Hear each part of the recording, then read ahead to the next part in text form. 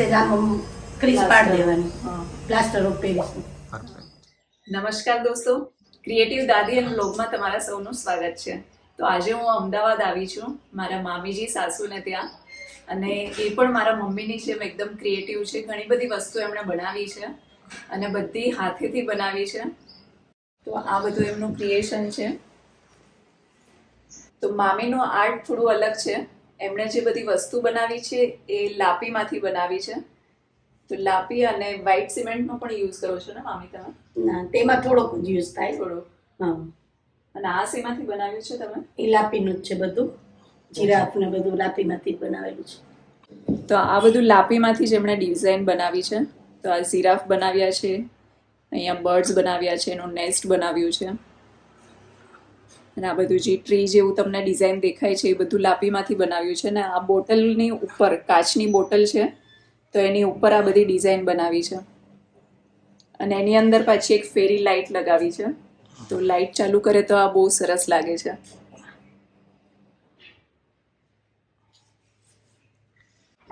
તો મામી, તમને આ બધો આઈડિયા કેવી રીતે આવે? યુટ્યુબમાં બધા વિડીયો જોઈને હું આ બધું બનાવું છું. અને તમે આ ઇન્ટરેસ્ટ છે એટલે બનાવો છો ને? હા, તમે આ બધું સેલ કરો છો? નહીં, હું સેલ તો નથી કરતી, પણ બધું એમ કે આપણે બધાને જોતું હોય તો આપવું, એમ શોખ છે. ઘરમાં બધી પડેલી આઈટમ હોય ફ્રીમાં, એમ કઈ યુઝ ન થતી હોય, એમાંથી હું બધું બનાવું. મામી પણ મારા મમ્મીની જેમ બધાને ગિફ્ટ આપે છે.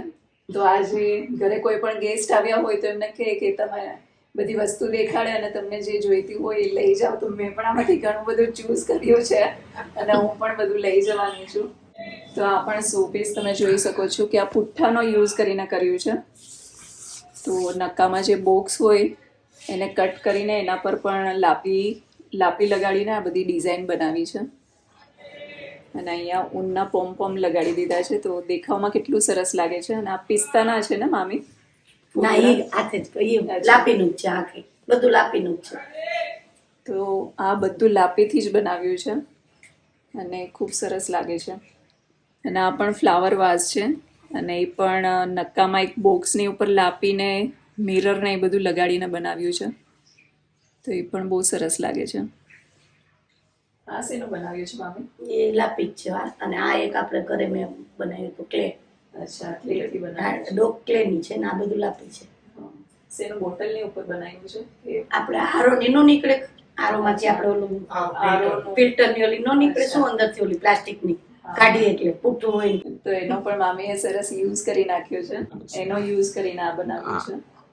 તો કેટલું સરસ લાગે છે. આની અંદર ફ્લાવર પણ રાખી શકાય છે. ફ્લાવર વાઝની જેમ યુઝ થઈ શકે છે. આ મામી શેમાંથી બનાવ્યું છે? બહુ સરસ લાગે છે.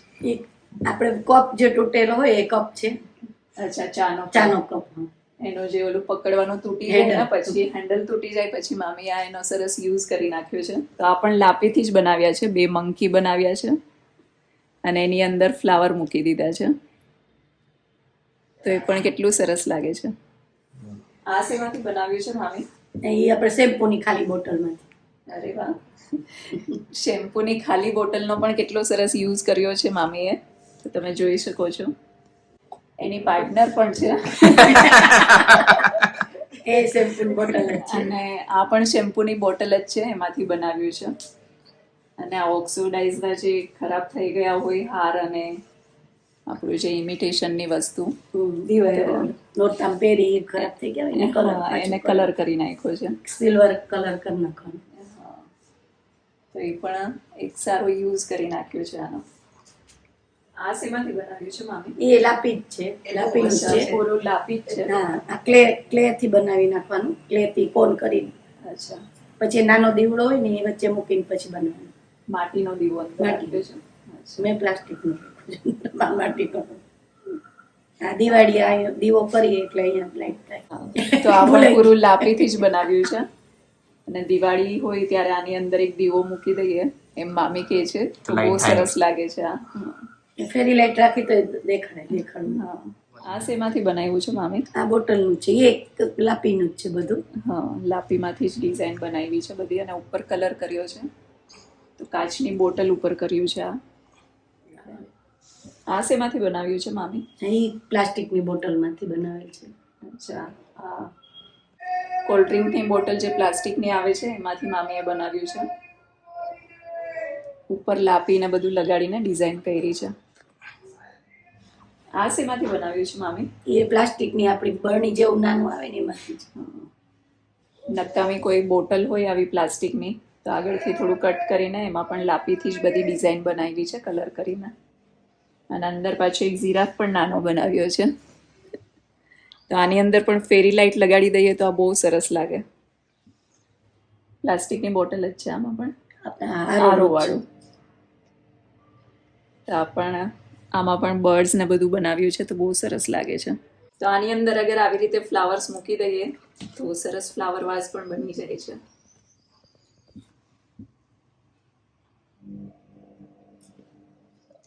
આ પણ કાચની બોટલ ઉપર જ કર્યું છે. અને આ તમને જે દેખાય છે પિસ્તા છે ને મામી? હા, પિસ્તા છે. અને આ સીતાફળ છે. તો કાચું અને સુકાઈ ગયેલું જે સીતાફળ છે આ એનો યુઝ કરી નાખ્યો છે. તો આ ફ્લાવર વાઝ પણ સરસ લાગે છે. આ પણ એક મામીએ સરસ બોટલ બનાવી છે. આમાં એકદમ ગોલ્ડન કલર કર્યો છે તો થોડું એન્ટિક પીસ જેવું લાગે છે, સરસ લાગે છે. તો આ પણ મામીએ મેટલની જે બોટલ આવે છે એમાંથી બનાવ્યા છે. કુકીઝને એની જે બોટલ આવે છે તો એના પર કલર અને લાપીથી આ બધું વર્ક કર્યું છે. તો એ પણ પેરમાં બનાવ્યા છે તો બહુ સરસ લાગે છે. હવે તમે કહેશો કે મામી સાથે અમારી સાથે રેગ્યુલર વિડીયો પોસ્ટ કરજો, તો એ તો મારી માટે શક્ય નથી કારણ કે મામી અમદાવાદ રહે છે અને અમે મુંબઈ રહીએ છીએ. પણ જ્યારે અમે અહીંયા આવશું ત્યારે એવો વિડીયો જરૂર તમારી સાથે શેર કરશું. અને મામીનું વર્ક તમને કેવું લાગ્યું એ પણ કમેન્ટ કરીને જણાવજો. અને મામીએ આ બધી વસ્તુ સેલ કરવી જોઈએ કે નહીં એ પણ કમેન્ટ કરીને જણાવજો.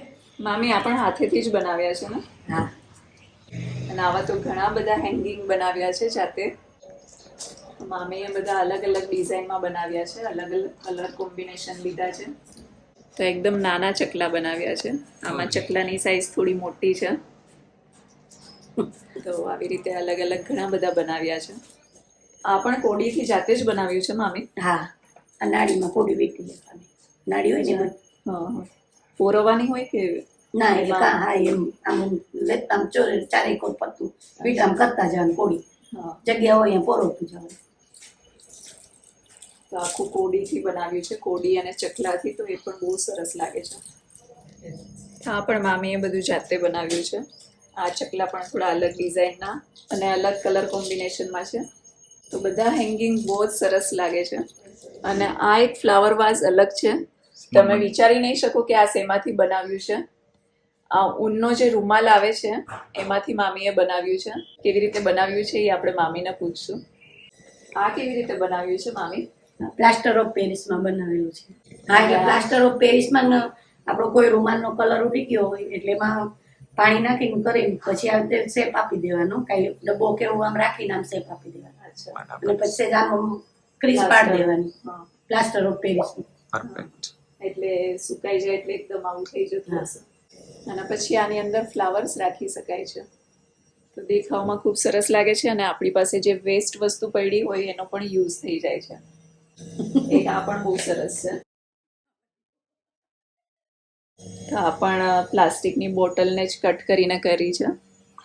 એની ઉપર લાપી ભરીને સરસ ડિઝાઇન બનાવી છે. મામી સરસ સીવે પણ છે. તો એમણે પણ બટવો બનાવ્યો છે. થેલીની થેલી થઈ જાય બટવાનું બટવું. હા, 2 in 1 જેવું કામ છે. તો આવી રીતે તમે રાખો તો થેલી બની જાય. અને આમ દોરી ખેંચી લઈએ તો બટવો બની જાય. તો આ સરસ એક થેલી અને બટવો 2 in 1 છે.